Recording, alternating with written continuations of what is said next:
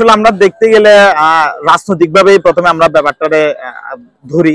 যেমন রাজনৈতিক দলগুলোই তাদের যে ছাত্র সংগঠন, লেজুর ভিত্তিক যে ছাত্র সংগঠনগুলো, তাদেরকে দমানোর যে ব্যাপারটা, তারা সেই দমানোর ব্যাপারটা পারতেছে না এবং তাদের কন্ট্রোলের মধ্যে নেই বললে চলে।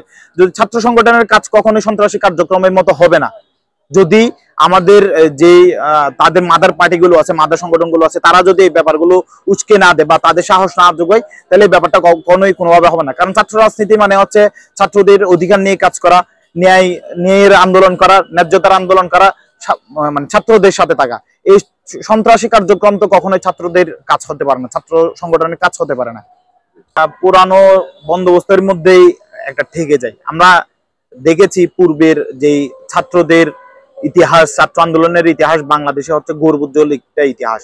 সেই 1948, 52, 69, 71, 90 এর অভ্যুত্থান, 2018, 20, 24, সর্বোপরি 24 পর্যন্ত আমরা দেখেছি ছাত্রদের যে আন্দোলন, ছাত্রদের যে ভূমিকা, এটা হচ্ছে গর্বোজ্জ্বল এক ভূমিকা। কিন্তু আমরা বিগত সরকার ফ্যাসিস্ট হাসিনা রেজিমে দেখেছি ছাত্রলীগকে আওয়ামী লীগ কি পরিমাণ নিজেদের অস্ত্রের মতো ব্যবহার করেছে, নিজেদের হাতের হাতিয়ার মতো ব্যবহার করেছে এবং এরই প্রেক্ষিতে তারা সন্ত্রাসী একটা সংগঠন হয়ে উঠেছিল। আমরা যে ছাত্র সংগঠনগুলো এই 24-এর অভ্যুত্থানে একত্রিতভাবে ছাত্রলীগকে প্রতিহত করেছি, গতকালকের ঘটনা আমি যদ্দূর শুনতে পেরেছি সেই ছাত্রলীগের জন্যই দুইটা ছাত্র সংগঠনের মাঝখানে এই ব্যাপারটা, ঘটনাটা হইল।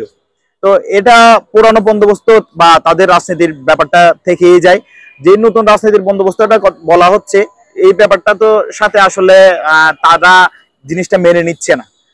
আমরা যদিও বা চেষ্টা করছি নতুন বন্দোবস্তের যে ব্যাপারটা করার জন্য, এবং আমরা চেষ্টা করছি যে লেজুরবিহীন ছাত্র সংগঠন যাতে বাংলাদেশেই প্রচলিত হয়। কারণ লেজুর ভিত্তিক সংগঠন হইলে কি দেখা যাবে, বিগত হাসিনা আমাদের দেখিয়ে দিয়েছে যে লেজুর ভিত্তিক যে সংগঠন তাদের ছাত্রলীগ, তারা কিভাবে এই ছাত্রলীগকে তাদের হাতিয়ার বানায়, মানে এই অস্ত্র শস্ত্রে তাদের সন্ত্রাসী বানিয়েছে। আমরা চেষ্টা করছি লেজুর বিহীন ছাত্র সংগঠন যাতে বাংলাদেশে আসে এবং তারা নতুন বন্দোবস্তের যে ব্যাপারটা সেটা নিয়ে আলাপ করে।